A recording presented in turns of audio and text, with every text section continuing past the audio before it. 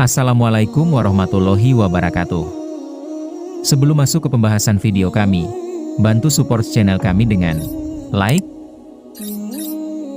subscribe, dan nyalakan lonceng notifikasinya. Kisah Nabi Khidir dan Ilyas alaihi salam. Pasal pertama, Kisah Khidir alaihi salam. Seperti telah disebutkan sebelumnya, Musa berkelana mencari Khidir untuk menuntut ilmu laduni yang ia miliki. Allah menurunkan kisah mereka berdua dalam kitabnya, Surat Al-Kahfi. Penafsirannya juga sudah kami sampaikan sebelumnya. Berikut ini akan kami sampaikan hadits yang secara tegas menyebut nama Khidir yang ditemukan Musa bin Imran, Nabi Bani Israel, yang diberi kitab Taurat. Khidir diperdebatkan terkait nama, nasab, kenabian, dan apakah masih hidup sampai sekarang. Ada sejumlah pendapat yang akan kami sebutkan berikut ini, insya Allah, nama, nasab dan status kenabian Khidir. Al-Hafiz Ibnu Asakir menurunkan, ada yang menyatakan, Khidir adalah anak kandung Adam. Ibnu Asakir selanjutnya meriwayatkan dari jalur Daruqutni, Muhammad bin Fat Al-Qalanasi bercerita kepada kami, Abbas bin Abdullah Ar-Rumi bercerita kepada kami, Rawat bin Jarrah bercerita kepada kami, Muqabil bin Sulaiman bercerita kepada kami, dari Dahak, dari Ibnu Abbas, ia berkata, Khidir adalah anak kandung Adam. Ajalnya ditunda hingga ia mendustakan Dajjal. Sanad hadits ini terputus dan gharib. Abu Hatim Sahal bin Muhammad bin Utsman As-Sijistani mengatakan, aku mendengar syaikh-syaikh kami, diantaranya Abu Ubaidah dan lainnya mengatakan, anak-anak Adam yang paling panjang usianya adalah Khidir. Namanya Hodrun bin Qabil bin Adam. Abu Hatim juga menurunkan, Ibnu Ishaq menyebutkan bahwa saat kematian Adam tiba, ia memberitahukan anak-anaknya, banjir besar akan menimpa semua umat manusia. Adam berwasiat kepada mereka, jika itu terjadi, mereka harus membawa jenazahnya ikut naik kapal bersama mereka. Kemudian setelah itu dimakamkan di sebuah tempat tertentu yang ia sebutkan. Saat banjir besar terjadi, mereka membawa jasad Adam naik kapal. Setelah mereka turun ke tanah, Nuh memerintahkan anak-anaknya untuk membawa jasad Adam dan menguburkannya di tempat seperti yang diwasiatkan. Mereka berkata, di sana tidak ada orang dan banyak terdapat binatang buas. Nuh kemudian menyuruh mereka untuk mengubur jenazah Adam di tempat yang dimaksud. Nuh berkata, sungguh, Adam mendoakan panjang usia bagi yang mau mengubur jenazahnya. Mereka takut menempuh perjalanan ke tempat yang dimaksud ketika itu. Jasad Adam tetap ada di tempat mereka, hingga dikuburkan Khidir. Allah menunaikan janji yang disampaikan Adam. Dialah Khidir yang dihidupkan Allah sampai suatu masa seperti yang ia kehendaki. Ibnu Qutaibah menyebutkan dalam Al-Ma'arif dari Wahab bin Munabbih, nama Khidir adalah Balia. Ada yang menyebut Balia bin Malkan bin Falik bin Abir bin Sholih bin Arfakhsyad bin Sem bin Nuh. Ismail bin Abu Uwais mengatakan, nama Khidir menurut riwayat yang sampai kepada kami, wallahu alam adalah Amr bin Malik bin Abdullah bin Nasr bin Az. Yang lain mengatakan, namanya Hodrun bin Umail bin Yafis bin Ais bin Ishaq bin Ibrahim al-Khalil. Yang lain menyebutkan Armia bin Halkiyah. Wallahu alam. Pendapat lain menyebutkan, Khidir adalah anak Fir'aun, musuh Musa, Raja Mesir. Ini pendapat aneh sekali. Ibnu Jauzi menyatakan, ini diriwayatkan Muhammad bin Ayyub dari Ibnu Lahah. Keduanya doif. Ada juga yang menyatakan, Khidir adalah anak Malik, saudara Ilyas. Demikian juga dinyatakan As-Suddi, seperti yang akan disampaikan berikutnya. Yang lain menyatakan, Khidir berada di barisan depan pasukan Zulkarnain. Ada juga yang menyatakan, Khidir adalah anak seorang yang beriman kepada Ibrahim al-Khalil dan ikut berhijrah bersamanya. Pendapat lain menyebutkan, Khidir adalah seorang nabi pada masa Bashtasib bin Bahrosab. Ibnu Jarir menyatakan, yang benar, Khidir hidup pada zaman Afredon bin Atsfian hingga ditemukan Musa. Al-Hafiz Ibnu Asakir meriwayatkan dari Said bin Musayyib, ia berkata, ibu Khidir berasal dari Romawi, sementara ayahnya berasal dari Persia.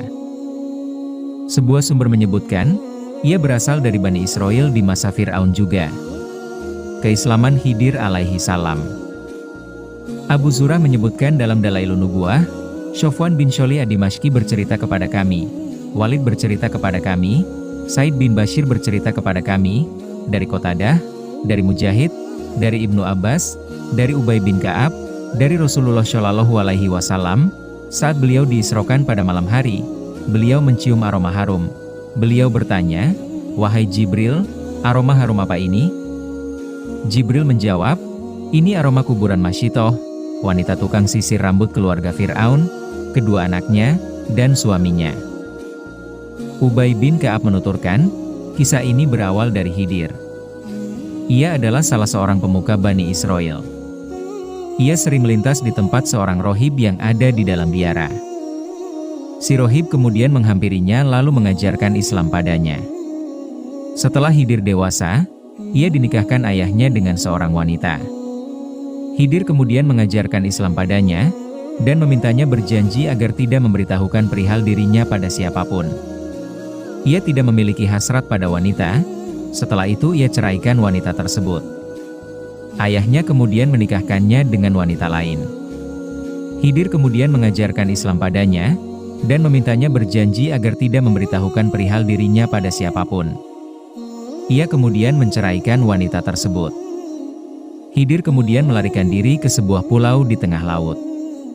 Dua orang datang mencari kayu bakar, keduanya melihat Khidir. Salah satunya menyembunyikan perihal Khidir. Sementara yang lain menyebarkan berita tersebut dan mengatakan, "Aku melihat Khidir." Ia kemudian ditanya, "Selain kamu, ada yang melihatnya?" Ia menjawab, "Si Fulan." Temannya ditanya tentang Khidir, lalu ia menutupi hal itu. Menurut syariat agama mereka, orang yang berdusta harus dibunuh. Ia kemudian dibunuh. Lelaki yang menutup-nutupi perihal Khidir ini menikah dengan wanita yang pernah dinikahi Khidir, yang juga sama-sama menutup-nutupi perihal Khidir. Saat ia menyisir rambut putri Fir'aun, sisir jatuh dari genggaman tangannya dan spontan ia mengucapkan, "Celakalah Fir'aun." Putri Fir'aun kemudian memberitahukan hal itu kepada ayahnya. Wanita tersebut memiliki 2 anak dan seorang suami. Fir'aun kemudian memanggil keduanya, dan membujuk agar mau meninggalkan agama mereka berdua. Keduanya enggan memenuhi permintaan Fir'aun itu, lalu Fir'aun berkata, "Kalian berdua akan kubunuh." Keduanya mengatakan, "Sebagai kebaikanmu kepada kami, jika kau membunuh kami, tempatkan kami dalam satu liang kubur." Setelah dibunuh, keduanya dikubur dalam satu liang. Nabi Shallallahu Alaihi Wasallam mengatakan, "Belum pernah aku mencium aroma semerbak bau wangi keduanya, padahal aku pernah masuk ke surga." Kisah Mailah binti Fir'aun sudah disebutkan sebelumnya. Kisah tentang sisir terkait Khidir ini mungkin sisipan dari penjelasan Ubay bin Ka'ab atau Abdullah bin Abbas. Wallahu alam. Sebagian menyatakan, kunyah Khidir adalah Abu Abbas. Lebih tepatnya wallahu alam, Khidir adalah julukan yang mengalahkan namanya. Asal-usul nama Khidir, Imam Bukhari meriwayatkan, dari Muhammad bin Sa'id al-Ashbahani, dari Ibnu Mubarak, dari Ma'mar, dari Himam, dari Abu Hurairah, dari Nabi, beliau bersabda, asal-usul dinamakan Khidir, karena ia biasa duduk di atas rerumputan kering yang berwarna putih. Jika rerumputan itu bergerak-gerak, akan tampak dari baliknya warna kehijauan atau khodra. Hanya Imam Bukhari yang meriwayatkan hadits ini. Seperti itu juga yang diriwayatkan Abdur Razzaq dari Ma'mar, dengan matan yang sama. Selanjutnya Abdur Razzaq menjelaskan, farwah adalah rerumputan kering dan semacamnya. Al-Khattabi mengatakan, Abu Umar menjelaskan, farwah adalah tanah tandus. Yang lain mengatakan, farwah adalah rerumputan kering yang disamakan seperti tanah tandus. Seperti disebutkan dalam kata berikut, farwatur ros, artinya kulit kepala beserta rambutnya, seperti bait syair seorang penggembala berikut. Seorang Habasyah melihat batang pohon di sekitar rumah kami, kala ia mendapatkan makanan pada suatu hari, kepalanya memanjang seakan-akan di kulit kepalanya, ditanami benih lalu menumbuhkan cabai. Al-Khattabi mengatakan, ada yang mengatakan, disebut Khidir karena parasnya yang elok dan berseri. Saya Ibnu Katsir sampaikan, ini tidak menafikan penjelasan yang disebutkan dalam kitab Sahih. Jikapun harus diartikan dengan salah satunya, harus mengacu pada penjelasan hadits dalam Sahih, karena lebih utama dan lebih kuat. Bahkan penjelasan lainnya tidak perlu diperhatikan. Al-Hafiz Ibnu Asakir juga meriwayatkan hadits ini dari jalur Ismail bin Haf bin Umar Al-Abli, Utsman, Abu Jazi dan Himam bin Yahya bercerita kepada kami dari Qatadah. Dari Abdullah bin Harits bin Naufal, dari Ibnu Abbas, dari Nabi, beliau bersabda, adanya disebut hidir, karena ia sholat di atas tanah tandus, lalu tanaman hijau bergerak atau tumbuh. Hadits dengan sanad di atas, Gharib. Qobisyah meriwayatkan dari Ats-Tsauri, dari Mansur, dari Mujahid, ia berkata, disebut hidir karena ketika ia sholat, tempat sekitarnya menjadi hijau karena banyak tanaman yang tumbuh. Seperti disebutkan sebelumnya, saat Musa dan Yusya balik mencari jejak, keduanya mendapati hidir duduk di atas ambal hijau di tepi laut dengan kepala tertutup kain. Ujung kain menjulur dari bawah kepala hingga kedua kakinya. Musa kemudian mengucapkan salam padanya. Ia membuka kain penutup kepala lalu menjawab salamnya. Setelah itu ia berkata, bagaimana ada kesejahteraan di negerimu? Kamu siapa? Aku Musa, jawab Musa. Musa Nabi Bani Israel, tanyanya. Ya, jawab Musa. Kisah keduanya disebutkan Allah dalam Al-Quran. Bukti kenabian Hidir alaihi salam. Rangkaian kisah menunjukkan bahwa Hidir seorang nabi karena beberapa alasan. Pertama, firman Allah, lalu mereka berdua bertemu dengan seorang hamba di antara hamba-hamba kami, yang telah kami berikan rahmat kepadanya dari sisi kami. Dan yang telah kami ajarkan ilmu kepadanya dari sisi kami. Al-Kahfi ayat 65. Kedua, kata-kata Musa padanya, bolehkah aku mengikutimu agar engkau mengajarkan kepadaku ilmu yang benar yang telah diajarkan kepadamu untuk menjadi petunjuk? Dia menjawab, sungguh, engkau tidak akan sanggup sabar bersamaku. Dan bagaimana engkau akan dapat bersabar atas sesuatu, sedang engkau belum mempunyai pengetahuan yang cukup tentang hal itu? Dia Musa berkata, insya Allah akan engkau dapati aku orang yang sabar, dan aku tidak akan menentangmu dalam urusan apapun. Dia berkata, jika engkau mengikutiku, maka janganlah engkau menanyakan kepadaku tentang sesuatu apapun, sampai aku menerangkannya kepadamu. Al-Kahfi ayat 66-70. Andai Hidir hanya wali dan bukan nabi, tentu Musa tidak berbicara seperti itu padanya, dan ia pun tidak menolak keinginan Musa seperti itu. Bahkan Musa hanya meminta untuk menemaninya agar mendapatkan sebagian ilmu yang diberikan Allah secara khusus padanya, dan tidak diberikan kepada Musa. Andai Hidir bukan nabi, tentu tidak maksum, dan Musa juga tentu tidak memiliki keinginan kuat untuk menuntut ilmu dari seorang wali yang tidak maksum, mengingat kapasitas Musa sebagai seorang nabi agung sekaligus rasul mulia. Karena Musa bertekad untuk pergi mencarinya meski harus menghabiskan waktu bertahun-tahun lamanya, yang menurut salah satu pendapat menyebut 80 tahun. Selanjutnya ketika bertemu Hidir, Musa bersikap merendahkan hati dan mengagungkannya, lalu mengikutinya dengan maksud untuk memetik pelajaran darinya. Ini menunjukkan bahwa Hidir adalah seorang nabi seperti Musa dan ia juga diberi wahyu seperti halnya Musa. Allah memberikan ilmu-ilmu laduni dan rahasia-rahasia nubuah kepadanya secara khusus, yang tidak ia berikan kepada Musa, nabi mulia Bani Israel. Alasan yang sama juga disampaikan Ar-Rumani, bahwa Hidir adalah seorang nabi. Ketiga, Hidir membunuh anak kecil. Ini tentu berdasarkan wahyu yang disampaikan Allah padanya. Ini bukti tersendiri kenabian Hidir, juga bukti nyata kemaksyumannya, karena jika Hidir hanya seorang wali, tentu ia tidak boleh membunuh nyawa berdasarkan bisikan dari dalam hati, karena bisikan hati seorang wali tidak maksum, dan bisa saja salah menurut kesepakatan para ulama. Namun, karena Hidir membunuh anak yang belum balik itu karena ia tahu jika sudah balik nanti menjadi orang kafir, dan akan menyeret kedua orang tuanya kafir karena cintanya kepada si anak, sehingga mengikuti keyakinannya, sehingga membunuh anak tersebut memberikan maslahat besar agar si anak tetap dalam fitrah, juga demi menjaga kedua orang tuanya agar tidak jatuh dalam kekafiran dan hukumannya. Hal ini menunjukkan bahwa Hidir adalah seorang nabi, dan ia dikuatkan Allah dengan kemaksyuman. Syaikh Abu Faraj Ibnu Jauzi, saya lihat juga memiliki pandangan serupa kala menyampaikan hujah kenabian Hidir, dan membenarkan pendapat ini. Alasan serupa juga disampaikan Ar-Rumani. Keempat, setelah Khidir menerangkan perbuatan-perbuatan yang ia lakukan, dan menjelaskan hakikat urusannya, ia berkata kepada Musa, sebagai rahmat dari Robmu, apa yang kuperbuat bukan menurut kemauanku sendiri. Al-Kahfi ayat 82. Artinya, aku melakukan semua itu bukan karena kemauanku sendiri, tapi karena suatu perintah yang disampaikan dan diwahyukan kepadaku. Keempat alasan di atas menunjukkan, Khidir adalah seorang nabi.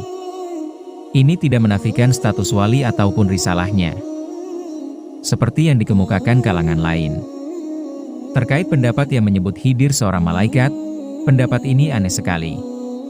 Karena telah terbukti Khidir seorang nabi seperti yang telah kami sampaikan di atas, maka kalangan yang menyatakan Khidir seorang wali, dan wali bisa saja mengetahui hakikat hal-hal tertentu yang tidak diketahui oleh yang lain, mereka tidak memiliki sandaran ataupun dalil kuat yang bisa dijadikan pijakan.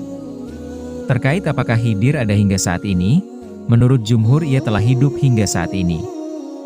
Ada yang menyatakan, Khidir mengubur jenazah Adam setelah para penumpang kapal Nuh keluar dari banjir besar, ia mendapat doa panjang umur yang dipanjatkan ayahnya, Adam. Menurut pendapat lain, Khidir meminum air al-hayat, ia akhirnya tetap hidup. Mereka menyebutkan sejumlah riwayat yang memperkuat keberadaan Khidir hingga saat ini. Riwayat-riwayat ini akan kami sebutkan berikutnya, juga riwayat-riwayat terkait lainnya, insya Allah. Khidir berwasiat kepada Nabi Musa alaihi salam. Berikut wasiat Khidir untuk Musa setelah Khidir mengatakan, inilah perpisahan antara aku dengan engkau, aku akan memberikan penjelasan kepadamu atas perbuatan yang engkau tidak mampu sabar terhadapnya. Al-Kahfi ayat 78. Banyak sekali riwayat terkait wasiat ini, hanya saja sanad-sanadnya terputus. Al-Baihaqi menuturkan, Abu Said bin Abu Amr memberitakan kepada kami, Abu Abdullah Asy'afar bercerita kepada kami, Abu Bakar bin Abu Dunya bercerita kepada kami, Ishaq bin Ismail bercerita kepada kami, Jarir bercerita kepada kami, Abu Abdullah Al-Malathi bercerita kepadaku, ia berkata, saat Musa hendak berpisah dengan Khidir, Musa berkata padanya, beri aku wasiat. Khidir berkata, jadilah orang yang berguna, dan jangan menjadi orang yang membahayakan, cerialah selalu dan jangan suka marah, tinggalkan gelombang dan jangan menempuh perjalanan yang tidak diperlukan. Riwayat dari jalur lain menyebut tambahan, dan jangan marah, kecuali saat merasa kagum. Wahab bin Munabbih mengatakan, Khidir berkata, wahai Musa, di dunia, manusia disiksa sebatas pikiran mereka terhadap dunia. Bisir bin Harits al-Hafid mengatakan, Musa berkata kepada Khidir, beri aku wasiat. Khidir menjawab, semoga Allah memberikan kemudahan padamu untuk taat padanya.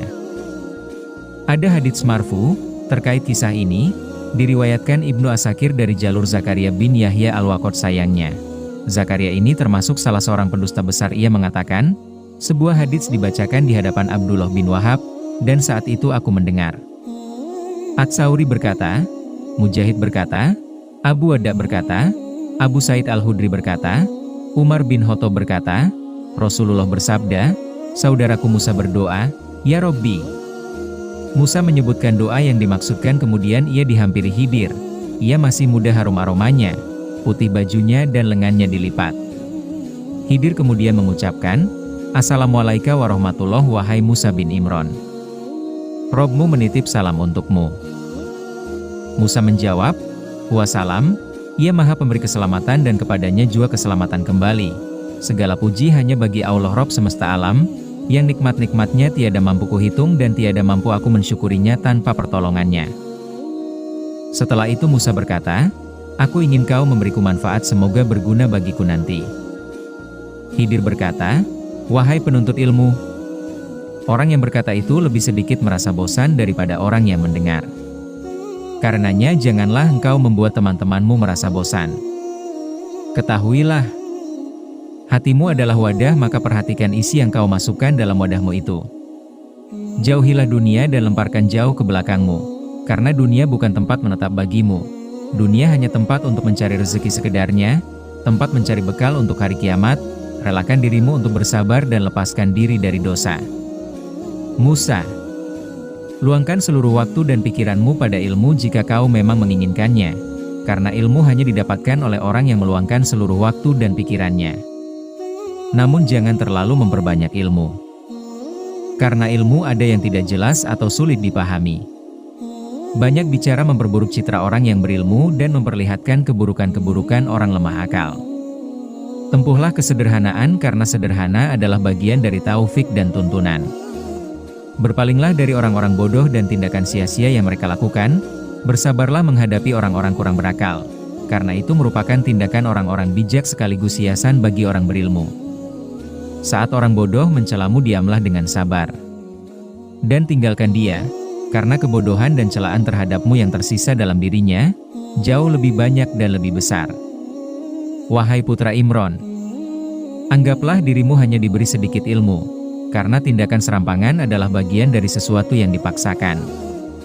Wahai putra Imron, jangan pernah kau membuka pintu yang tidak bisa kau tutup, dan jangan menutup pintu yang tidak bisa kau buka.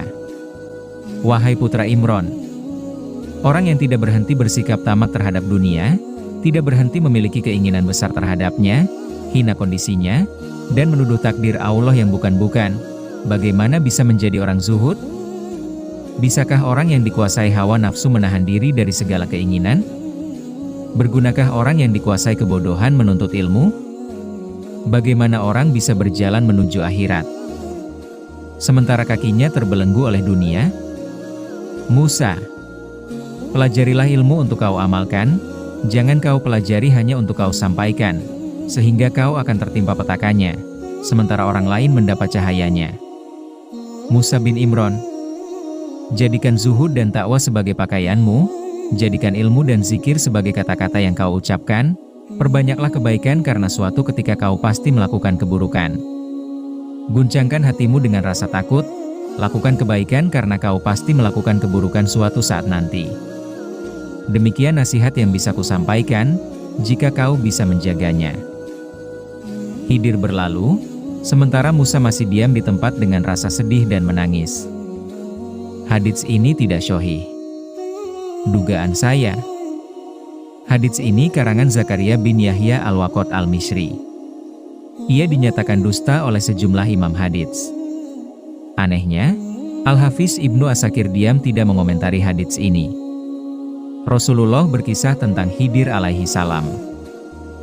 Al-Hafiz Abu Nuaim al-Ashbahani menuturkan, Sulaiman bin Ahmad bin Ayyub atau Brani bercerita kepada kami, Amr bin Ishaq bin Ibrahim bin Ala al-Himashi bercerita kepada kami, Muhammad bin Fadhi bin Umran al-Kindi bercerita kepada kami, Bakiyah bin Walid bercerita kepada kami, dari Muhammad bin Ziyad, dari Abu Umamah, Rasulullah bersabda kepada para sahabatnya, maukah kalian jika kuceritakan tentang Khidir? Tentu wahai Rasulullah, sahut mereka. Beliau menuturkan, suatu ketika, ia berjalan di pasar Bani Israel, seorang Buddha Mukatim melihatnya lalu ia berkata, beri aku sedekah semoga Allah memberkahimu. Khidir kemudian mengatakan, sungguh, aku beriman kepada Allah, apapun yang Allah kehendaki pasti terjadi. Aku tidak punya apapun untuk kuberikan padamu. Si miskin itu berkata, dengan perantara wajah Allah aku memintamu, bersedekahlah padaku karena aku melihat langit di wajahmu, dan aku mengharapkan berkah darimu.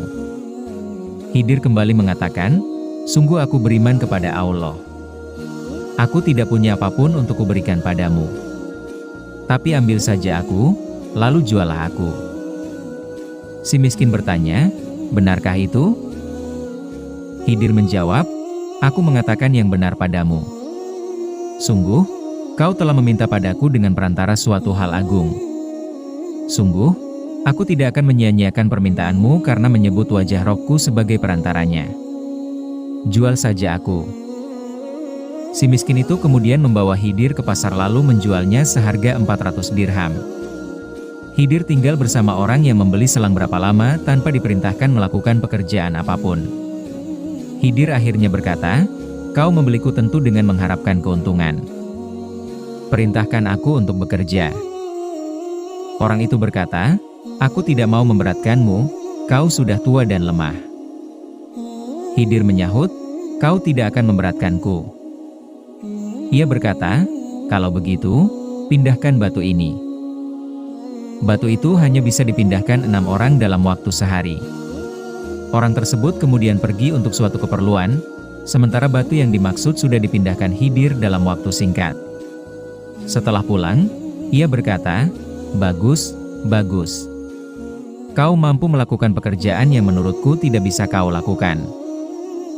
Setelah itu ia bermaksud untuk bepergian, ia berkata kepada Khidir, "Menurutku, kau orang yang bisa dipercaya.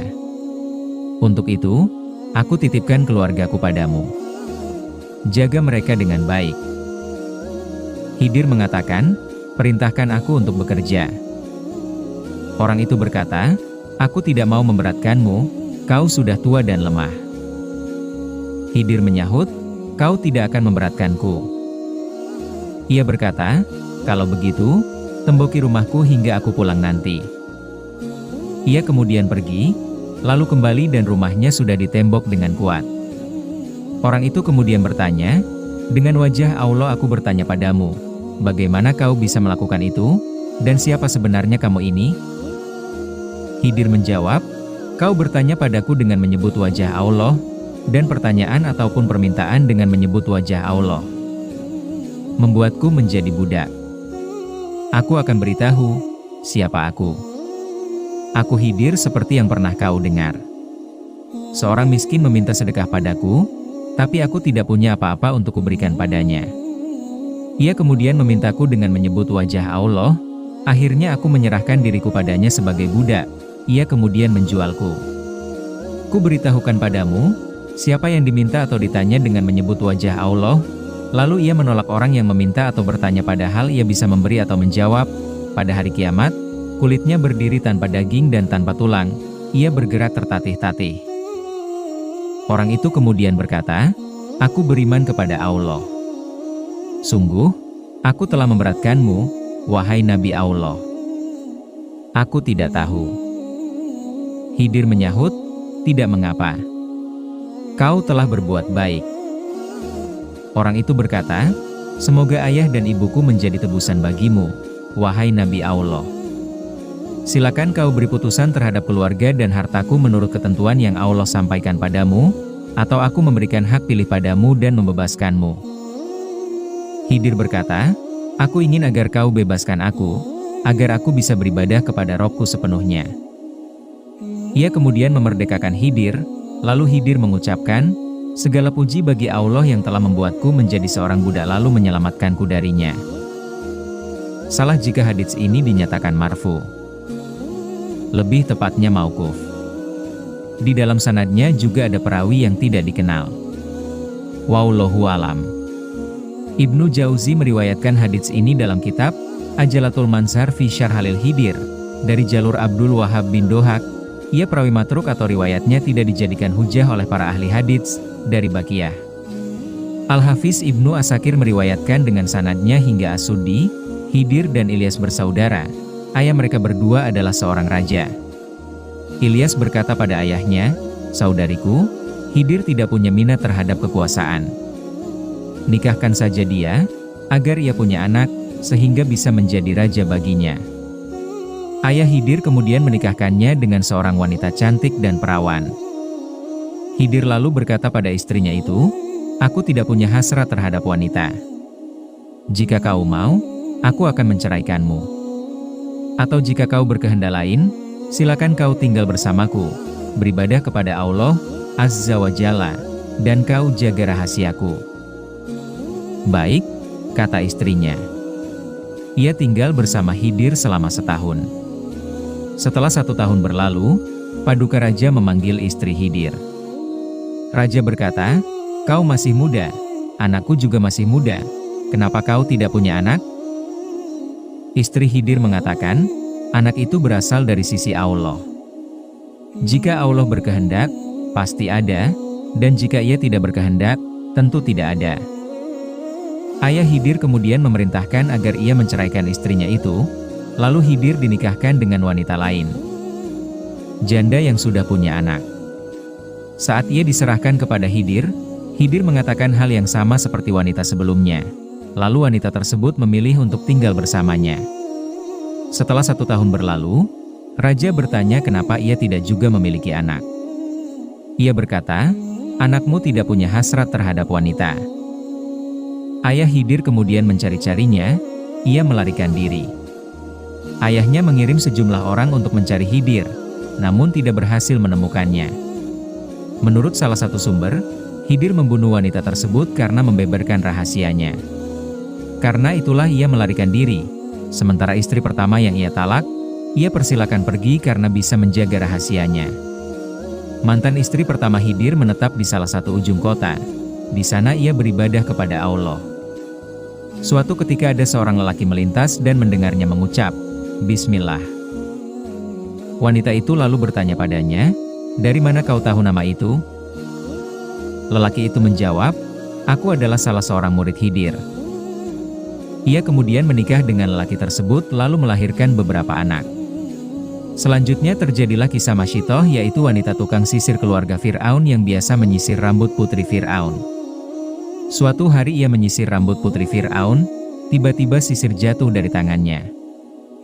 Ia spontan mengucapkan, "Bismillah."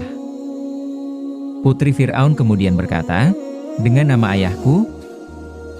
Ia berkata, "Tidak. Robku, Robmu, dan Rob ayahmu adalah Allah." Anak Fir'aun kemudian memberitahukan hal itu kepada ayahnya. Fir'aun kemudian memerintahkan untuk dibuatkan lubang dari perunggu, kemudian dibakar. Setelah itu ia diperintahkan untuk dilemparkan ke lubang tersebut. Saat melihatnya, si ibu mundur, lalu anaknya yang masih kecil mengatakan, "Ibu, bersabarlah karena kobaran api itu hingga meninggal dunia." Ibnu Asakir meriwayatkan dari Abu Dawud al-Manafi, ia pendusta dan pemalsu dari Anas bin Malik. Juga dari jalur Katsir bin Abdullah bin Amr bin Auf, ia juga pendusta dari ayahnya dari kakeknya. Suatu malam Khidir datang lalu mendengar Nabi Shallallahu Alaihi Wasallam berdoa, "Ya Allah, tolonglah aku untuk melakukan sesuatu yang bisa menyelamatkanku dari apa yang aku takutkan. Karuniakan kerinduan orang-orang soleh padaku, agar aku merindukan apa yang mereka inginkan." Khidir kemudian mengutus Anas bin Malik untuk menemui Rasulullah Shallallahu Alaihi Wasallam. Khidir berkata, "Temui beliau, ucapkan salam pada beliau, lalu katakan pada beliau, sungguh, Allah telah melebihkanmu di atas para nabi seperti ia melebihkan bulan Ramadan di atas bulan-bulan lain. Dan melebihkan umatmu di atas seluruh umat, seperti ia melebihkan hari Jumat di atas hari-hari lain." Hadits ini dusta. Tidak sahih secara sanad maupun matan. Kenapa Khidir tidak menampakkan diri di hadapan Rasulullah Shallallahu Alaihi Wasallam lalu menyatakan diri masuk Islam dan belajar? Mereka juga menyebutkan dalam kisah-kisah yang sanadnya sampai pada sebagian syekh-syekh mereka, bahwa Khidir menghampiri mereka, dan mengucapkan salam. Khidir mengenali nama-nama mereka, rumah, dan posisi mereka. Namun, Khidir tidak mengenal Musa bin Imran Kalimullah, manusia terbaik pada masa itu, hingga Khidir diberitahu bahwa ia adalah Musa Bani Israel. Al-Hafiz Abu Hasan bin Munada menyatakan setelah menyebut hadits Anas di atas. Para ahli hadits menyepakati bahwa hadits tersebut sanadnya munkar dan matannya juga cacat. Terlihat jelas hadits ini buatan belaka. Terkait hadits yang diriwayatkan Al-Hafiz Abu Bakar Al-Baihaqi, Abu Abdullah Al-Hafiz memberitakan kepada kami, Abu Bakar bin Balawai memberitakan kepadaku, Muhammad bin Bisir bin Mator bercerita kepada kami, Kamil bin Tolha bercerita kepadaku, Ubad bin Abdus Syomat bercerita kepada kami, dari Anas bin Malik, ia berkata, saat Rasulullah wafat, para sahabat menatap beliau dengan tajam, mereka semua menangis di sekitar beliau, kemudian ada seseorang berjenggot kelabu masuk, berbadan besar dan rupawan, ia melangkahi pundak mereka lalu menangis. Setelah itu ia menoleh ke arah sahabat-sahabat Rasulullah lalu berkata, di balik setiap musibah pasti ada pelipur lara, pasti ada pengganti untuk apapun yang hilang, pengganti untuk setiap orang yang meninggal. Untuk itu, kembalilah kepada Allah dan memohonlah kepadanya. Ia melihat kalian tengah tertimpa musibah, maka kalian harus merenung, karena orang yang benar-benar tertimpa musibah adalah orang yang tidak diberi hiburan atas musibah yang menimpa. Ia kemudian pergi. Para sahabat saling bertanya satu sama lain, kalian kenal orang tadi? Abu Bakar menjawab, ya. Dia saudara Rasulullah, yakni Khidir. Abu Bakar bin Abi Dunya meriwayatkan hadits ini dari Kamil bin Tolha, dengan matan yang sama. Rangkaian matan hadits ini berseberangan dengan matan riwayat Al-Baihaqi. Selanjutnya Al-Baihaqi mengatakan, Ubad bin Abdus Syomad doif. Hadits ini munkar sekali. Saya Ibnu Katsir sampaikan, Ubad bin Abdus Syomad ini adalah Ibnu Ma'mar al-Bashri. Ia meriwayatkan dari Anas dalam bentuk tulisan. Ibnu Hibban dan Al-Uqaili mengatakan, sebagian besar riwayatnya palsu. Imam Bukhari mengatakan, haditsnya munkar. Abu Hatim mengatakan, haditsnya doif, munkar sekali. Ibnu Adi mengatakan, sebagian besar riwayatnya berkenaan dengan keutamaan-keutamaan Ali. Ia doif dan berlebihan dalam menganut paham Syiah. Asy-Syafi'i menyebutkan dalam musnadnya, Qasim bin Abdullah bin Umar memberitakan kepada kami, dari Ja'far bin Muhammad, dari ayahnya, dari kakeknya, dari Ali bin Husain, ia menuturkan, saat Rasulullah wafat dan takziah berdatangan, mereka mendengar seseorang mengatakan, di balik setiap musibah pasti ada pelipur lara. Pasti ada pengganti untuk apapun yang hilang, pengganti untuk setiap orang yang meninggal. Maka percayalah kepada Allah, dan kembalilah padanya, karena orang yang benar-benar tertimpa musibah adalah orang yang tidak mendapat pahala atas musibah yang menimpa. Ali bin Husain kemudian bertanya, tahukah kalian siapa dia? Dia adalah Khidir. Syaikh Asy-Syafi'i, Qasim al-Umari, perawi matruk atau riwayatnya tidak dijadikan hujah oleh para ahli hadits. Ahmad bin Hanbal dan Yahya bin Ma'in mengatakan, ia pendusta. Ahmad menambahkan, pemalsu hadits. Di samping itu, hadits ini mursal. Hadits seperti ini tidak bisa dijadikan sandaran. Wallahu alam. Hadits ini juga diriwayatkan melalui jalur lain yang sama-sama doif, dari Ja'far bin Muhammad, dari ayahnya, dari kakeknya, dari ayahnya, dari Ali. Hadits ini tidak sahih. Abdullah bin Wahab meriwayatkan dari seseorang yang bercerita kepadanya, dari Muhammad bin Ajlan, dari Muhammad bin Munkadir, bahwa saat Umar bin Khattab tengah mensyolati jenazah, ia mendengar suara mengatakan, tunggu dulu, semoga Allah merahmatimu. Umar menunggu orang tersebut hingga berdiri di syaf. Dalam doanya, ia mengatakan, jika kau menyiksanya, itu pantas karena memang dia banyak mendurhakaimu. Namun, jika kau ampuni dia, ia memang sangat mengharap rahmatmu. Setelah jenazah dimakamkan, ia mengatakan, beruntung bagimu wahai penghuni kubur, jika kau bukan pemimpin kaum, pemungut pajak, penjaga harta kekayaan, sekretaris, ataupun penjaga keamanan. Umar kemudian berkata, tangkap orang itu. Kami akan menanyakan tentang doa dan kata-kata yang ia ucapkan tadi. Siapa dia? Ia kemudian menjauh hingga tak terlihat. Mereka melihat jejak kakinya seukuran satu hasta. Umar kemudian mengatakan, demi Allah, dia adalah Khidir yang pernah diceritakan Rasulullah itu. Dalam riwayat ini ada perawi yang tidak diketahui, sanadnya terputus, dan hadits semacam ini tidak sahih. Al-Hafiz Ibnu Asakir meriwayatkan dari Ats-Tsauri dari Abdullah bin Mahros, dari Yazid bin Asyom, dari Ali bin Abi Thalib, ia mengatakan, suatu malam aku memasuki Baitullah untuk tawaf, tanda kuduga ada seseorang bergelantungan di bawah kain Ka'bah dengan mengatakan, wahai zat yang tidak disibukkan oleh suatu suara untuk mendengar suara lain, wahai zat yang tidak keliru meski banyak permintaan ditujukan padanya, wahai zat yang tidak pernah jemu oleh desakan orang-orang yang meminta, karuniakan dinginnya ampunanmu dan manisnya rahmatmu padaku.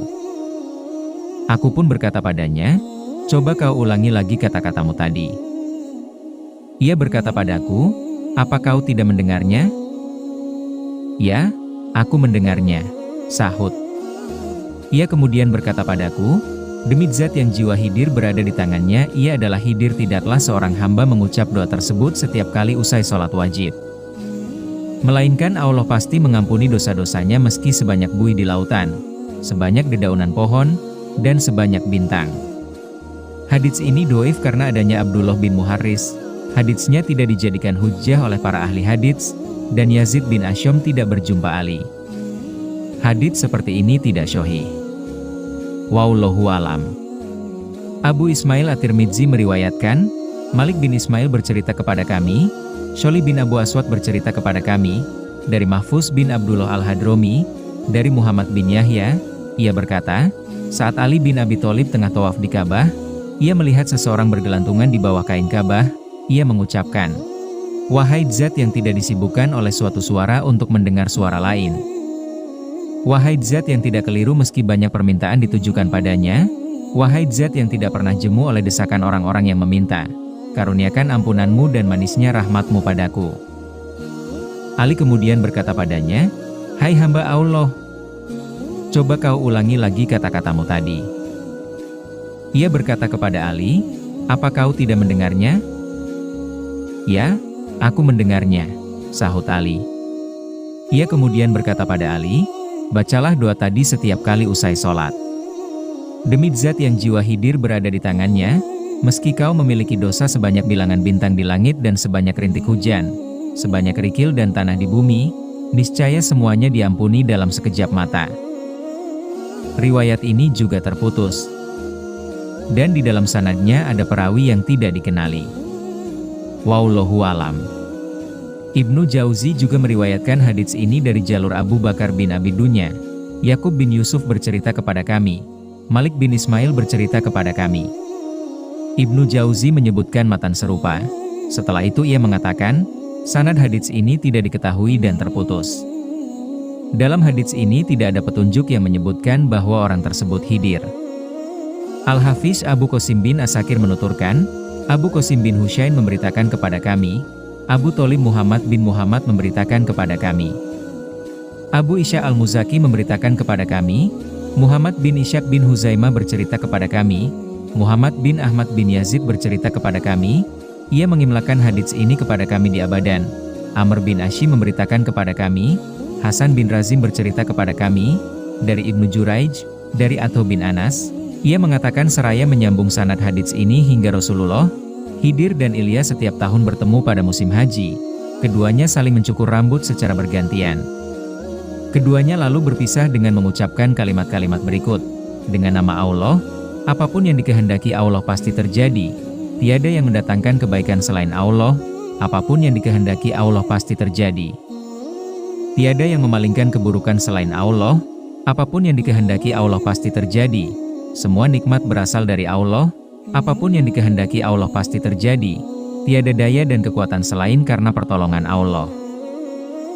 Atho meneruskan, Ibnu Abbas selanjutnya berkata, siapa yang membacanya 3 kali pada pagi dan sore hari, Allah menghindarkannya dari musibah tenggelam, kebakaran dan pencurian. Atho mengatakan, aku kira Ibnu Abbas juga mengatakan, Allah menghindarkannya dari setan, penguasa lalim, ular, dan kalajengking. Daruqutni menuturkan dalam Al-Ifrat, hadits ini gharib, bersumber dari Ibnu Juraij. Tidak ada yang meriwayatkan hadits ini dari Ibnu Juraij selain syaikh tersebut maksudnya Husain bin Razin. Hadits ini juga diriwayatkan dari Muhammad bin Katsir al-Abdi.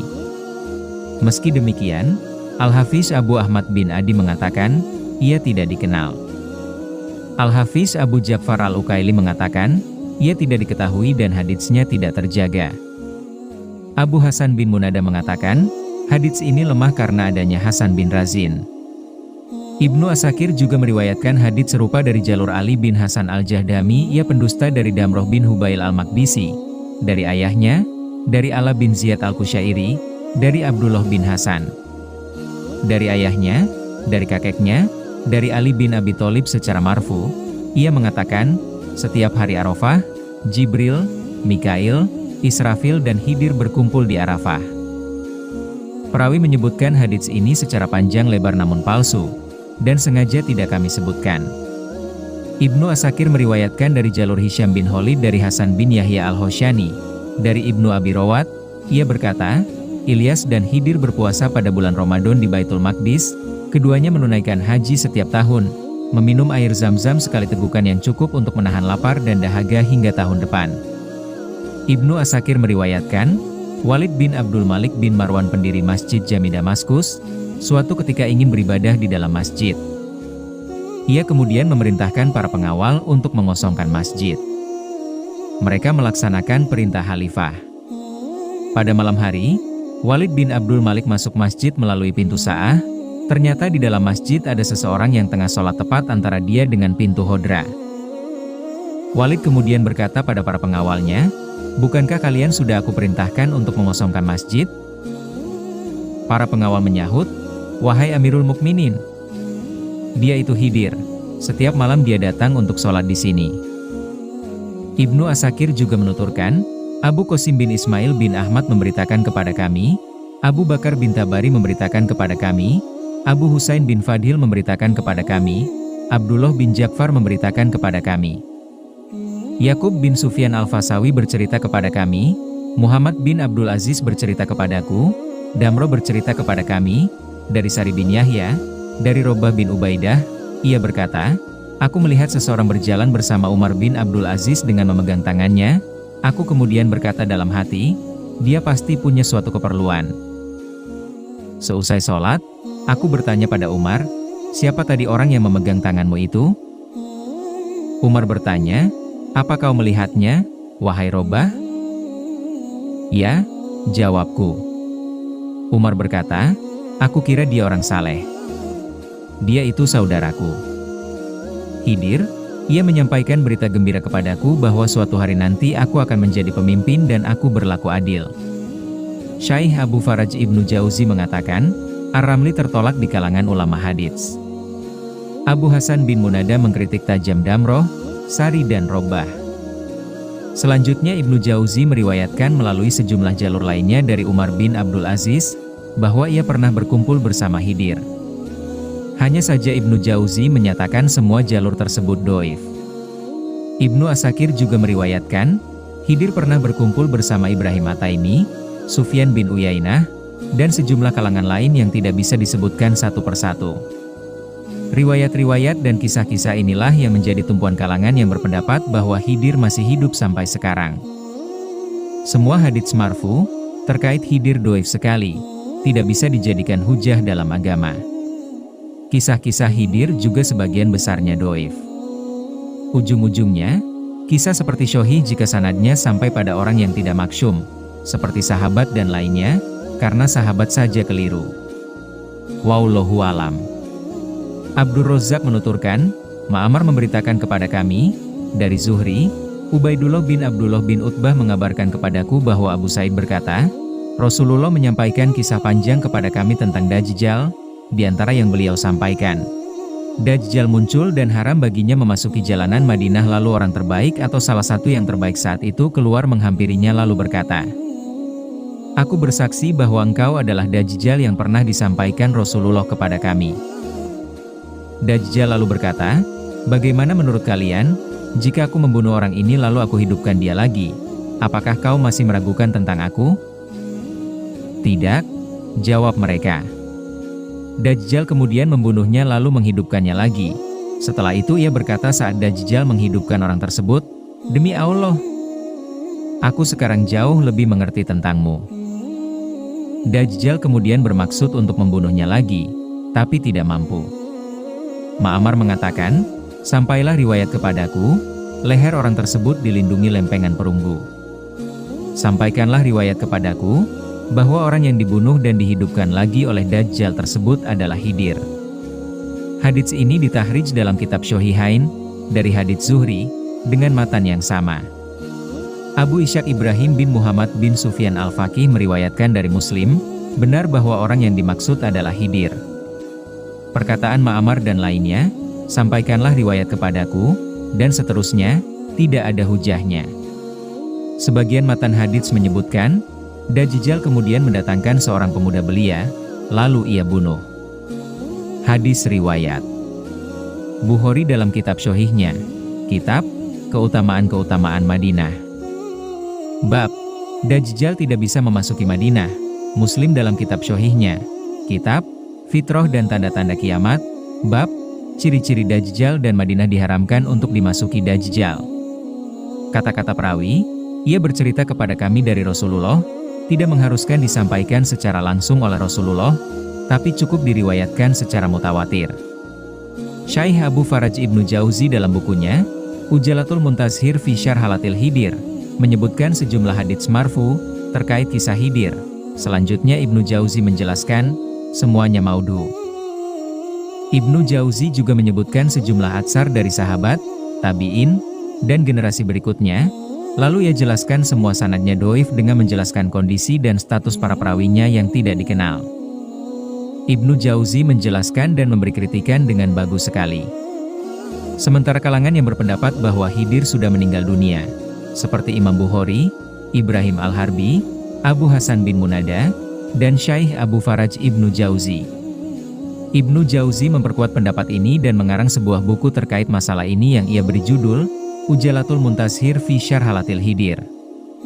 Ibnu Jauzi menyebutkan sejumlah dalil. Pertama, firman Allah, kami tidak menjadikan hidup abadi bagi seorang manusia pun sebelum kamu, Muhammad. Al-Anbiya, ayat 34. Jika tidak bisa dihususkan tanpa adanya dalil syahih. Menurut hukum asal, keadaan Khidir tidak ada hingga ada dalil yang menyebutkan seperti itu. Sementara dalam hal ini tidak ada dalil dari Rasulullah yang menghususkan Khidir. Kedua, Allah berfirman, dan ingatlah, ketika Allah mengambil perjanjian dari para nabi, sungguh, apa saja yang aku berikan kepadamu berupa kitab dan hikmah kemudian datang kepadamu seorang Rasul yang membenarkan apa yang ada padamu. Niscaya kamu akan sungguh-sungguh beriman kepadanya dan menolongnya. Allah berfirman, apakah kamu mengakui dan menerima perjanjianku terhadap yang demikian itu? Mereka menjawab, kami mengakui. Allah berfirman, kalau begitu saksikanlah hai para nabi dan aku menjadi saksi pula bersama kamu. Al-Imran ayat 81. Ibnu Abbas mengatakan, tidaklah Allah mengutus seorang nabi, melainkan pasti mengambil perjanjian darinya. Jika Muhammad diutus lalu ia masih hidup, ia akan beriman dan membela beliau. Lalu Allah memerintahkan setiap nabi untuk mengambil perjanjian dari umatnya. Jika Muhammad diutus lalu mereka masih hidup, mereka akan beriman dan membela beliau. Imam Bukhari meriwayatkan atsar ini dari Ibnu Abbas. Jika Khidir seorang nabi atau wali, tentu termasuk dalam perjanjian ini. Jika dia masih hidup pada masa Rasulullah, tentu yang paling mulia baginya adalah mengikuti beliau, beriman pada apa yang Allah turunkan pada beliau, membela beliau agar tidak ada musuh yang bisa mencapai beliau. Jika Khidir wali, toh Abu Bakar As-Siddiq lebih mulia darinya. Dan jika Khidir nabi, toh Musa lebih mulia darinya. Imam Ahmad meriwayatkan dalam musnadnya, Syurai bin Numan bercerita kepada kami, Hashim bercerita kepada kami, Mujahid memberitakan kepada kami, dari As-Syafi'i, dari Jabir bin Abdullah, Rasulullah bersabda, demi zat yang jiwaku berada di tangannya, andai Musa masih hidup, ia tidak bisa berbuat apapun selain mengikuti apa yang disampaikan Nabi di atas bersifat qot'i dan diketahui secara pasti dalam agama. Ayat-ayat di atas menunjukkan, andai seluruh Nabi hidup pada masa Rasulullah, mereka semua harus mengikuti beliau, tunduk pada perintah-perintah beliau, juga syariat-syariat beliau secara umum. Seperti halnya pada malam Isra, Nabi berkumpul bersama seluruh Nabi, beliau berada di atas para Nabi. Selanjutnya ketika mereka semua turun bersama beliau di Baitul Maqdis dan waktu sholat tiba, Jibril berdasarkan perintah dari Allah memerintahkan beliau untuk mengimami para Nabi. Nabi mengimami mereka di wilayah kekuasaan dan tempat mereka berada. Ini menunjukkan, Nabi adalah imam terbesar, Rasul terakhir yang mulia dan terdepan. Jika hal di atas sudah diketahui dan tentu sudah maklum bagi setiap mukmin, dapat diketahui bahwa andai Khidir masih hidup, tentu ia termasuk umat Muhammad, termasuk orang yang mengikuti syariat beliau. Harus seperti itu, tidak bisa yang lain. Hadis riwayat Ahmad dalam musnadnya. Isa putra Maryam kala turun pada akhir zaman, memutuskan perkara berdasarkan syariat suci ini dan tidak menyimpang darinya, padahal Isa adalah salah satu dari 5 Rasulul Azmi, Nabi terakhir kalangan Bani Israel. Dan seperti diketahui, tidak ada riwayat yang dinukil dengan sanad syahih ataupun hasan yang memuaskan, yang menunjukkan bahwa Khidir pernah berkumpul bersama Rasulullah barang sehari pun, atau ikut dalam salah satu peperangan Rasulullah. Saat Perang Badar, Rasulullah menuturkan dalam doa yang beliau panjatkan kepada Rabb Azza wa Jalla, memohon pertolongan dan kemenangan kepadanya atas orang-orang yang ingkar kepadanya. Ya Allah, jika golongan ini binasa, kau tidak akan lagi disembah di bumi. Termasuk dalam golongan yang dimaksud adalah para pemimpin kaum muslimin saat itu, juga para pemimpin malaikat, bahkan termasuk Jibril, seperti disampaikan Hasan bin Sabit dalam salah satu bait syair gubahannya. Yang disebut-sebut sebagai bait syair terbaik yang pernah dituturkan orang Arab, di dekat sumur Badar, kala golongan terbaik datang Jibril dan Muhammad berada di bawah panji kami. Andai Khidir masih hidup, tentu akan sangat mulia baginya dan menjadi sejarah peperangan terbesar baginya jika ikut berdiri di bawah panji tersebut. Qadi Abu Ya'la Muhammad bin Husain bin Farro, Al-Hanbali, sebagian sahabat kami ditanya tentang Khidir, apa dia sudah mati? Ya, jawabnya. Abu Ya'la juga mengatakan, riwayat yang sama juga sampai kepadaku dari Abu Thohir bin Gabari. Ia berkata seraya mengemukakan alasan, andai Khidir masih hidup, tentu datang menemui Rasulullah. Riwayat ini dinukil Ibnu Jauzi dalam Al-Ujalah. Bantahan, Khidir hadir dalam semua peperangan Rasulullah, hanya saja tidak ada yang melihatnya. Jawaban, menurut hukum asal, kemungkinan yang tidak bisa dipastikan kebenarannya seperti ini tidak harus dijadikan dalil. Hadis riwayat Muslim, Kitab Jihad, Bab Bantuan Malaikat dalam Perang Badar, Ahmad dalam musnadnya, menghususkan dalil-dalil umum hanya berdasarkan dugaan-dugaan tak berdasar. Di samping itu, kenapa Khidir harus menyembunyikan diri, padahal menampakkan diri jauh lebih besar pahalanya, lebih mengangkat derajatnya, dan lebih memperlihatkan mukjizatnya? Selanjutnya, jika Khidir tetap hidup sepeninggal beliau, tentu menyampaikan hadits-hadits nabawi dan ayat-ayat Al-Quran. Mengingkari hadits-hadits dusta, riwayat-riwayat yang terbalik, pandangan-pandangan bid'ah, dan fanatisme golongan. Tentu ikut serta berperang bersama kaum muslimin, ikut hadir dalam sholat berjamaah dan sholat Jumat, memberi manfaat dan menangkai mara bahaya dari kaum muslimin yang akan dilancarkan musuh. Memperkuat para ulama dan hakim, menegaskan dalil dan hukum, tentu lebih baik baginya, daripada harus berkelana ke berbagai penjuru kota, berjalan ke padang-padang luas dan berbagai negeri, berkumpul dengan orang-orang yang tidak jelas. Dijadikan sebagai pemimpin sekaligus juru bicara bagi mereka. Setelah pemaparan sejelas ini kami sampaikan, tak patut bagi siapapun bersikap abstain. Allah memberi petunjuk pada siapapun yang ia kehendaki menuju jalan yang lurus. Dalil lainnya disebutkan dalam kitab Syahihain dan lainnya, dari Abdullah bin Umar, suatu ketika Rasulullah Shallallahu Alaihi Wasallam sholat Isya, seusai sholat beliau menyampaikan, tahukah kalian tentang malam kalian ini? Sungguh, dalam 100 tahun ke depan, tak seorang pun yang ada di muka bumi saat ini, masih hidup saat itu. Riwayat lain menyebutkan, tidak ada mata yang berkedip. Ibnu Umar mengatakan, orang-orang kaget oleh kata-kata Rasulullah Shallallahu Alaihi Wasallam ini. Maksud beliau, generasi beliau sudah tidak ada lagi setelah 100 tahun berikutnya. Imam Ahmad menuturkan, Abdur Razzaq bercerita kepada kami, Ma'mar memberitakan kepada kami, dari Zuhri, ia mengatakan, Salim bin Abdullah dan Abu Bakar bin Sulaiman bin Abu Haitsamah mengabarkan kepadaku, bahwa Abdullah bin Umar berkata, suatu malam, Rasulullah Shallallahu Alaihi Wasallam sholat Isya, pada akhir hayat beliau. Seusai salam, beliau menuturkan, tahukah kalian tentang malam kalian ini? Sungguh, dalam 100 tahun ke depan, tak seorang pun yang ada di muka bumi saat ini, masih hidup saat itu. Hadits ini juga diriwayatkan Imam Bukhari dan Muslim dari Zuhri. Imam Ahmad menuturkan, Muhammad bin Abu Adi bercerita kepada kami. Dari Sulaiman At-Taimi, dari Abu Nadroh, dari Jabir bin Abdullah, ia menuturkan, Rasulullah bersabda sesaat sebelum beliau wafat, atau sebulan sebelumnya, tak satu nyawa pun yang dilahirkan atau tak seorang pun di antara kalian yang saat ini dilahirkan kemudian 100 tahun berlalu, lalu ia masih hidup saat itu. Ahmad menuturkan, Musa bin Daud bercerita kepada kami, Ibnu Lahiyah bercerita kepada kami, dari Abu Zubair, dari Jabir, dari Nabi, beliau bersabda sebulan sebelum wafat, mereka bertanya kepadaku tentang kiamat. Pengetahuan tentang itu hanya ada pada Allah. Aku bersumpah dengan nama Allah, tak satupun jiwa yang lahir saat ini yang hidup hingga 100 tahun. Seperti itu juga yang diriwayatkan Muslim dari jalur Abu Nadroh dan Abu Zubair, masing-masing berasal dari Jabir bin Abdullah, dengan matan yang hampir sama.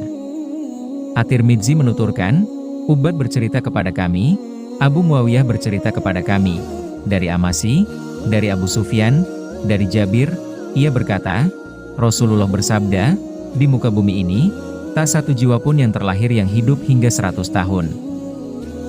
Hadits ini juga sesuai syarat Muslim. Ibnu Jauzi menyatakan, hadits-hadits ini syahih, membantah pernyataan bahwa Khidir masih hidup. Kalangan ini menyatakan, jika Khidir tidak mencapai zaman Rasulullah, bisa diduga seperti itu, dan kekuatan dugaan ini bisa meningkat hingga menjadi kepastian, berarti sudah jelas permasalahannya. Dan jika menjumpai masa beliau, toh hadits di atas menunjukkan bahwa ia tidak hidup lebih dari 100 tahun. Dengan demikian, saat ini Khidir sudah tidak ada lagi, karena ia termasuk dalam dalil umum di atas. Menurut hukum asal, tidak ada dalil yang menghususkan Khidir tetap hidup, hingga ada dalil syahih yang wajib diterima. Wallahu alam. Al-Hafiz Abu Qasim As-Suhaili menyebutkan dalam bukunya, At-Tarikh wal Ilam, diriwayatkan dari Imam Bukhari dan syekhnya, Abu Bakar Al-Arabi. Khidir menjumpai masa hidup Nabi Shallallahu Alaihi Wasallam, namun ia meninggal dunia setelah beliau wafat berdasarkan hadits ini. Perlu dikaji lebih jauh jika Imam Bukhari menyatakan bahwa Khidir masih hidup hingga zaman Nabi Shallallahu Alaihi Wasallam. As-Suhaili menguatkan jika Khidir masih hidup, seperti yang nukil dari sebagian besar ulama. As-Suhaili menyatakan, terkait Khidir berkumpul bersama Nabi Shallallahu Alaihi Wasallam dan berucapkan takziah untuk ahli bait saat beliau wafat, riwayat ini dinukil dari berbagai jalur yang syahih. Setelah itu As-Suhaili menyebutkan riwayat-riwayat sebelumnya yang sudah kami nyatakan dhaif. Itu pun As-Suhaili tidak menyebut sanad-sanadnya. Wallahu alam. Pasal kedua, kisah Nabi Ilyas alaihi salam. Setelah menyebut kisah Musa dan Harun dalam surat As-Saffat, Allah berfirman, dan sungguh, Ilyas benar-benar termasuk salah seorang rasul. Ingatlah ketika dia berkata kepada kaumnya, mengapa kamu tidak bertakwah? Patutkah kamu menyembah Baal dan kamu tinggalkan Allah sebagai baik pencipta? Yaitu Allah Robmu dan Rob nenek moyangmu yang terdahulu? Tetapi mereka mendustakannya Ilyas, maka sungguh, mereka akan diseret ke neraka, kecuali hamba-hamba Allah yang disucikan dari dosa.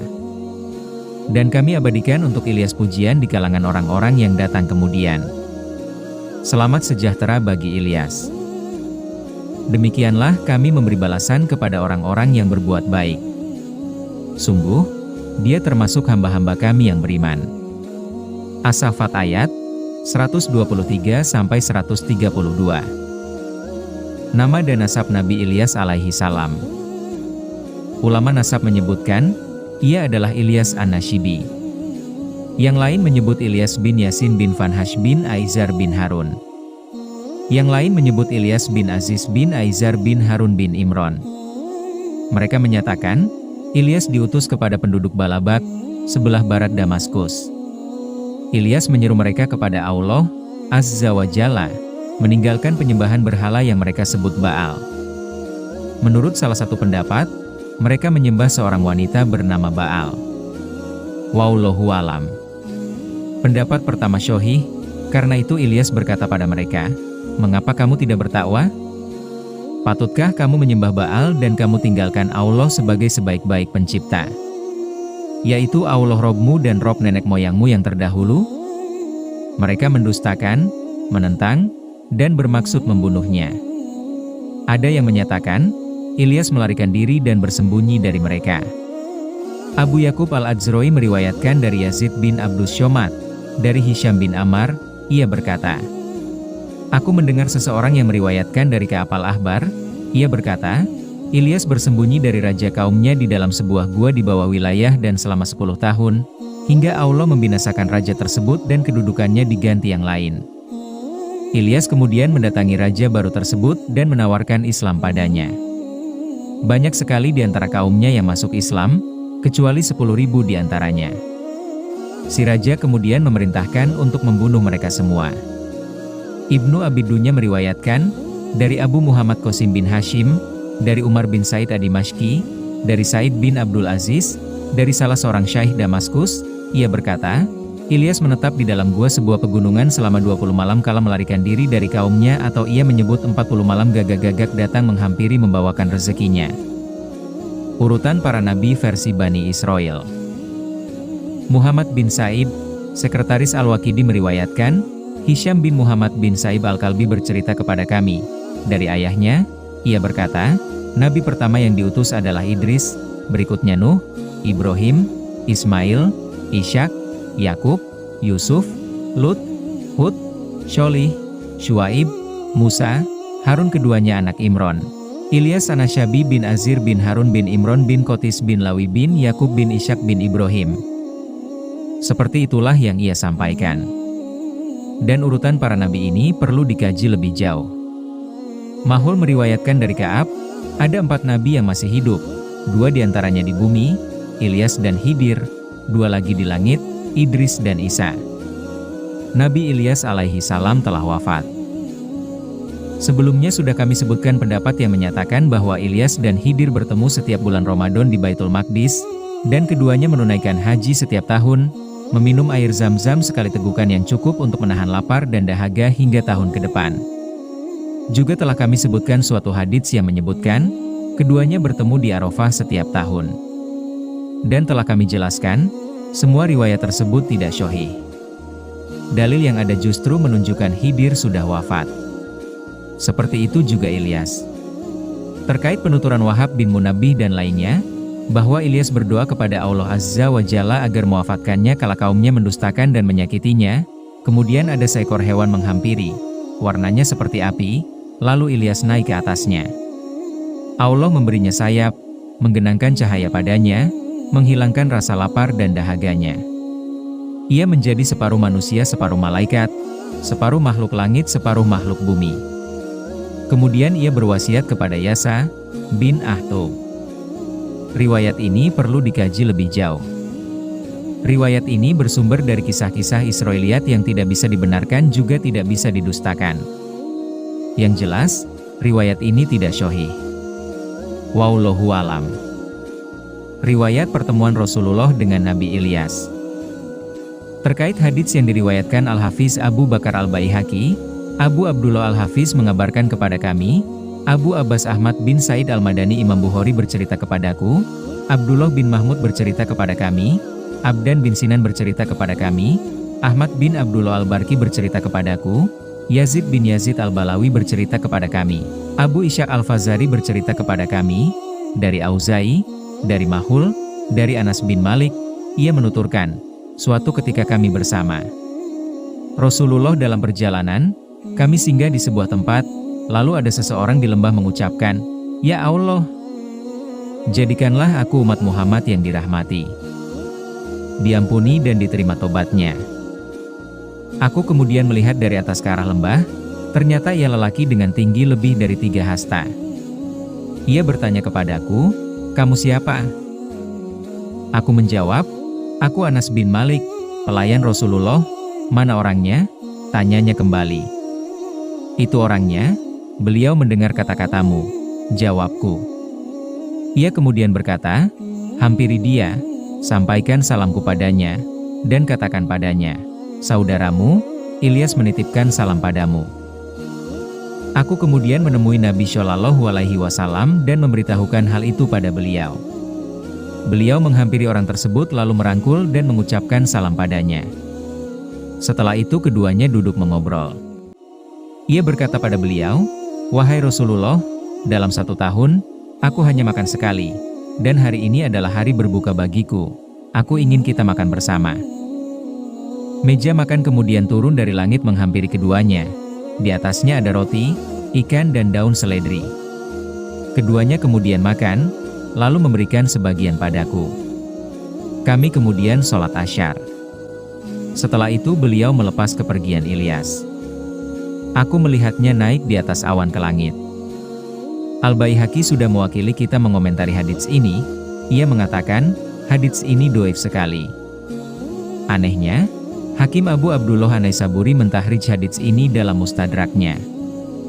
Inilah diantara faktor yang membuat kitab Al-Mustadrak harus diralat, karena hadits ini maudhu, menyalahi hadits-hadits sahih dari berbagai sisi, di samping maknanya juga tidak benar.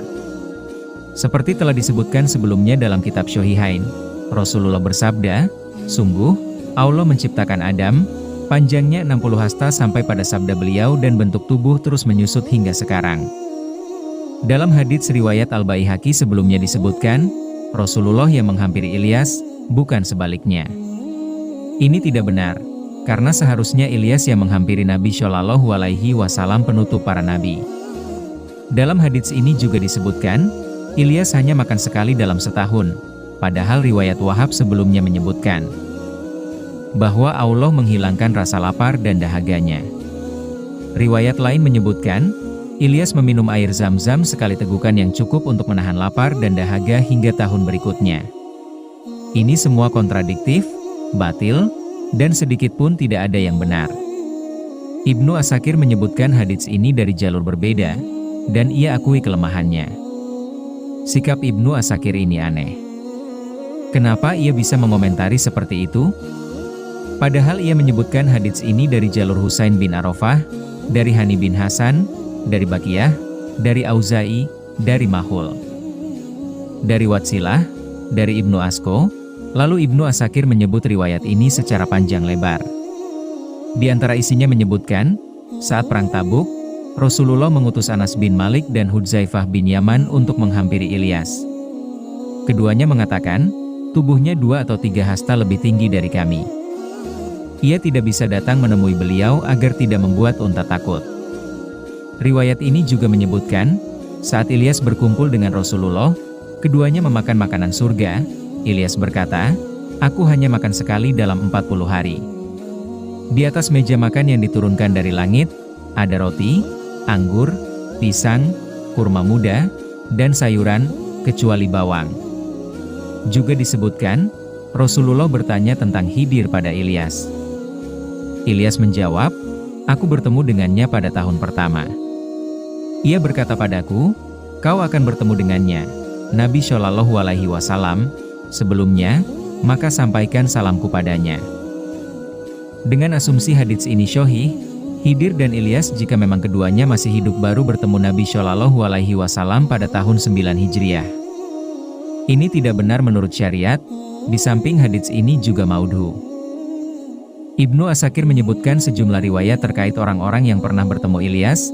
Semua riwayat ini tidak memuaskan, karena sanad-sanadnya doif, atau karena perawi-perawi sanadnya tidak diketahui.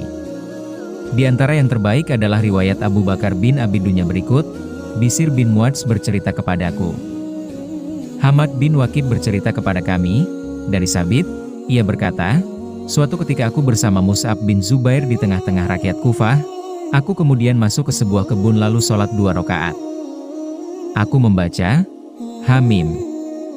Diturunkan kitab ini Al-Quran dari Allah yang Maha Perkasa lagi Maha Mengetahui, yang mengampuni dosa dan menerima tobat lagi keras hukumannya, yang mempunyai karunia." Ghafir ayat 1-3.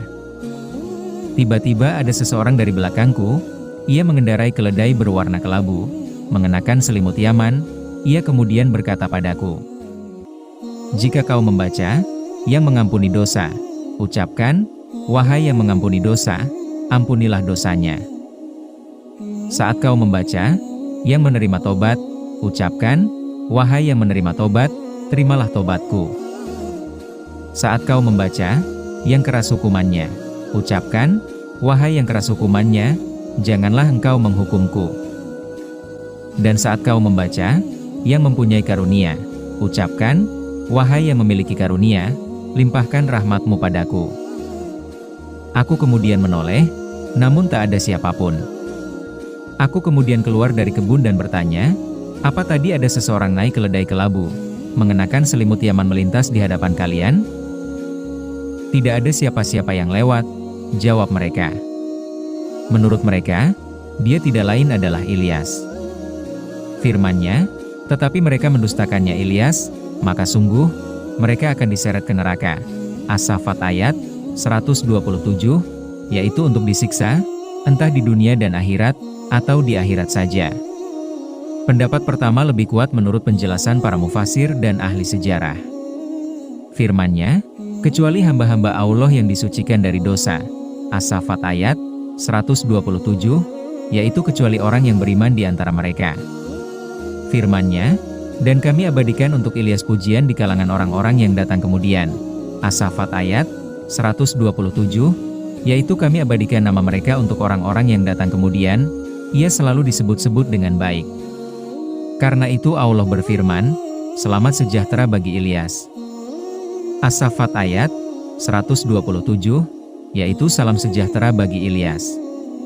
Orang Arab kadang menyatakan huruf nun di belakang nama, menggantikan huruf terakhir, seperti Ismail menjadi Ismain, Israel menjadi Isroin, Ilyas menjadi Ilyasin. Diriwayatkan dari Ibnu Mas'ud melalui jalur Ishaq, dari Ubaidah bin Rabi'ah, dari Ibnu Mas'ud, ia mengatakan, Ilyas adalah Idris. Pendapat ini juga dinyatakan Dohak bin Muzahim, juga disampaikan Qatadah dan Muhammad bin Ishaq. Yang benar, Ilyas bukan Idris, seperti yang telah dijelaskan sebelumnya. Wallahu alam. Sumber, Kitab Hosyasul Anbiya, Al-Imam Ibnu Katsir Rahimahullah. Wassalamualaikum warahmatullahi wabarakatuh.